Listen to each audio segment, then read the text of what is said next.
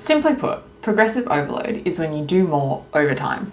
In your training, doing more can refer to any of the following: load, increasing the weight used; frequency, increasing the times per week that you train a muscle; volume, the number of sets or reps completed in any given session; or time under tension, which is increasing the time that the muscle is under load, which is done via adding pauses or tempos to your movements.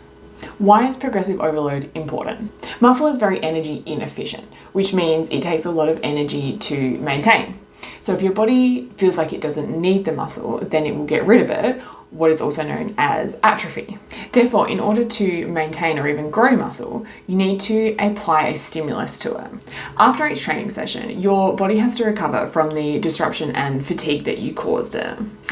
Your body loves to maintain the status quo, and so it will try and return to baseline. However, with the appropriate stimulus, it will over-recover, and that's where we get muscle growth.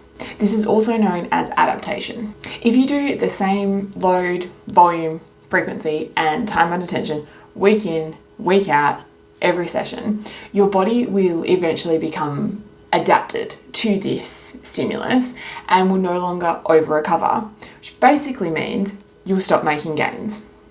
Therefore, you need to increase the stimulus to force your muscles to continue to adapt. When it's time to increase the stimulus, there are two general principles that we stick by. The first one is only change one thing at a time. If you're trying to change all the variables all at the same time, you could potentially add too much stress to your body, you'll under-recover and then have a negative impact on future training sessions. So instead, we like to change one variable, write out the progress on that, and then look at changing another. The second principle is increase volume before load. We want to manage fatigue and prevent overloading the central nervous system as best we can. And so that's why we look at increasing volume before we increase load. That is, we'll increase the number of sets and reps completed at any given weight before we increase the weight being used. If you apply the principles of progressive overload to your training and manage your fatigue and recovery well, you'll be able to keep progressing your lifts long term.